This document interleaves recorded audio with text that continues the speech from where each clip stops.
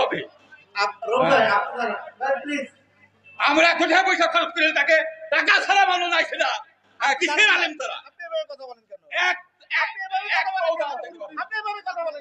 ওইভাবে বলতে হবে টাকা ছাড়া মানুষ নাই সকালবেলা টাকা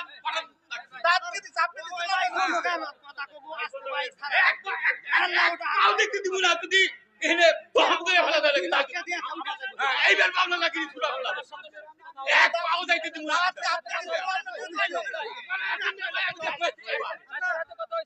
না কম দেওয়া যায় আমি দেখুন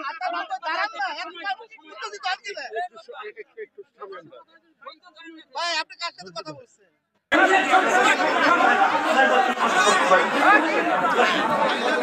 আলহামদুলিল্লাহ সম্মানিত ভাইরা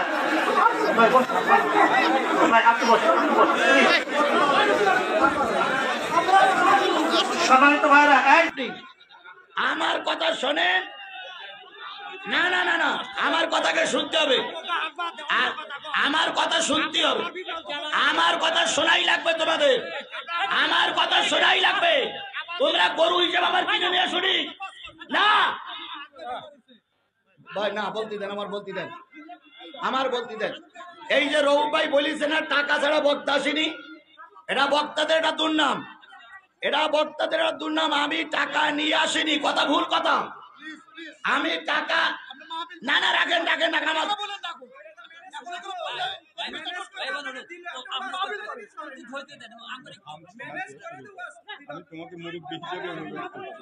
বিবেক আছে না যারা হুমকি দিচ্ছে রাত পর্যন্ত থাকতে ওদের বিবেক নাই ওরা মানুষ না আমরা ওয়াজ করতেছি আমরা মানুষ না যে ছেলেগুলো এখানে মস্তানি দেখাচ্ছে যে হুজুরের এখানে বন্দি করে ওরাও তো মানুষ এদেরকে সবাইকে শোনার জন্য অনুরোধ করছে আমার কথাগুলোকে শুনতে হবে তারপরে ভুল ত্রুটি যেটা হয় কম্প্রোমাইজ যেটা হয় সেটা হবে আগে শুনতে হবে সেটাও নেতা নির্বাচন করার জন্য আজকে আওয়ামী লীগের ভাইরা বিএনপির ভাইরা জামাতের ভাইরা এখানে আছেন তাহলে নেতা নির্বাচন করা কত বড় গুরুত্ব চিন্তা করেন আল্লাহর রাসূল যেখানে বললেন তাড়াতাড়ি কবর দাও সেই জায়গায় তাড়াতাড়ি কবর না দিয়ে 3 দিন নবীকে রাখা হলো শুধু নেতা নির্বাচন করার জন্য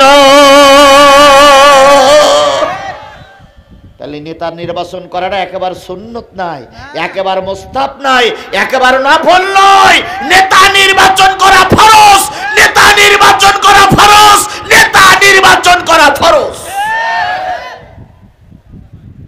সেই নেতা নির্বাচন করার সময় আমাদের সামনে বিশ্বাস করুন বেলকুচির মুসলমানেরা যদি এবার নেতা নির্বাচনে আমরা ভুল পথে অগ্রসর হই আগামী 100 বছর বাড়ি খাওয়া লাগবে আর এবার যদি আমরা ভুল পথে অগ্রসর হই আগামীতে যে মার আসবে ওই মার ঠেকানোর জন্য আপনার আমার পাশে কাউকে আপনি পাবেন না শেষ হয়ে গেল 63 বছর বয়সে আল্লাহর নবী যখন মৃত্যু শয্যায় শায়িত বলুন তো নবী কি মারাত্মক কোন রোগে মারা গিয়েছিলেন কি রোগ হয়েছিল জ্বর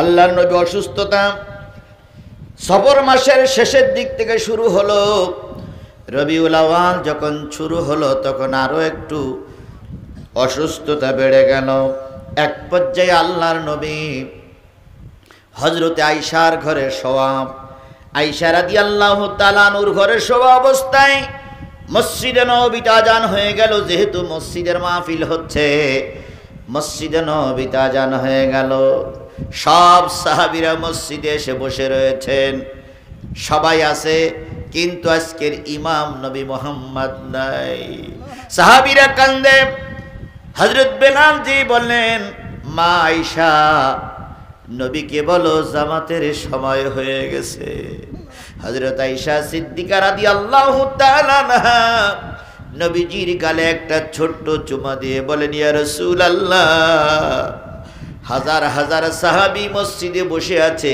ইমাম নাই নামাজে দাঁড়াইতে সাহস করে না নবীজি বলেন আয়েশা আবু বকরকে বলো সে যেন আজকের জামাতের ইমামতি করে আয়েশা বললেন আমার আব্বা বড় নরম দিলের মানুষ তাকে যদি দায়িত্ব দেওয়া হয় তিনি হয়তো হার্ট ফেল করবেন, স্ট্রোক করবেন। নবীজি বললেন, আয়েশা না, আমি যেটা বুঝেছি ওটাই হলো সঠিক। আমার অবর্তমানে আগামীর ইমাম হবে আবু বকর।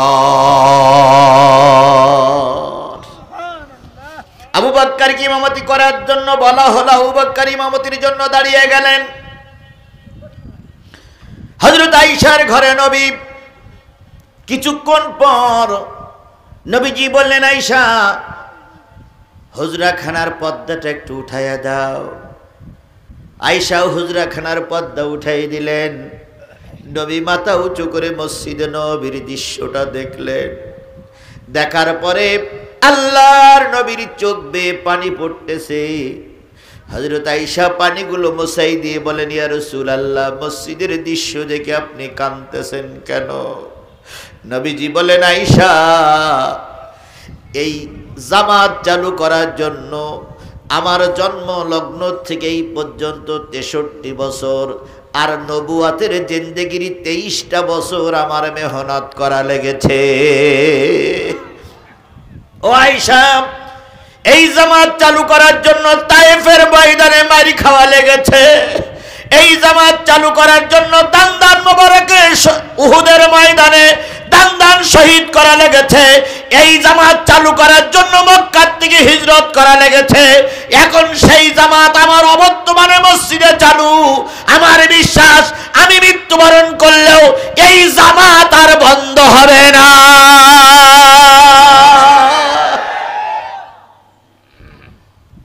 আজকের নেতারা মঞ্চে দাঁড়িয়ে সুন্দর সুন্দর কথা বলছে, আমরাও কথা বলছি, কিন্তু এই পরিবেশ তৈরি করতে গিয়ে নিজামী সাহেবকে ফাঁসির কাস্টে ঝুলতে হয়েছে।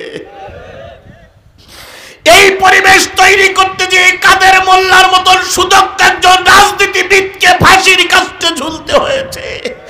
এই সুন্দর পরিবেশ তৈরি করতে গিয়ে আলী হাসান মোহাম্মদ মুজাহিদকে ফাঁসির কাস্টে ঝুলতে হয়েছে। এই পরিবেশ তৈরি করতে গিয়ে আল্লামা সাঈদীকে 13 বছর জেল কাটতে হয়েছে। এই পরিবেশ তৈরি করতে গিয়ে আল্লামা সাঈদীকে বিষ প্রয়োগ করে বেড়ে দিয়েছে ওরাই। এমনি এমনি এই পরিবেশ হয়নি, এমনি এমনি এই পরিবেশ আসেনি। কথা বলেন ঠিক না বেঠিক? আজকে আমরা কেউ কেউ মনে করতেছি ইসলাম প্রতিষ্ঠিত হয়ে গেছে। আলহামদুলিল্লাহ, আমরাও চাই ইসলাম প্রতিষ্ঠিত হোক, কিন্তু ইসলাম প্রতিষ্ঠায় এমনি এমনি হয় না, তার জন্য অনেকের রক্ত দেওয়া লেগেছে। ইসলাম জিন্দা হতা হয় হার কারবালা কি বাত। কথা বলেন ঠিক না বেঠিক? আমার ভাইয়ের, আমার মূল পয়েন্টে যাই। রাসূল পাক সাল্লাল্লাহু আলাইহি সাল্লাম কিছুক্ষণ পরে হাসলেন। আয়েশা বললেন, হাসেন কেন? নবীজি বললেন, আজকে আমার বিরাট খুশি। আমি নাই, আমার বিশ্বাস আমি মারা গেলেও এই জামাত চালু থাকবে। নবীজি কিছুক্ষণ পরে ইন্তেকাল করলেন। ইন্তেকাল করার পর আল্লাহর নবীকে কয়দিন দুনিয়ায় রাখা হয়েছিল?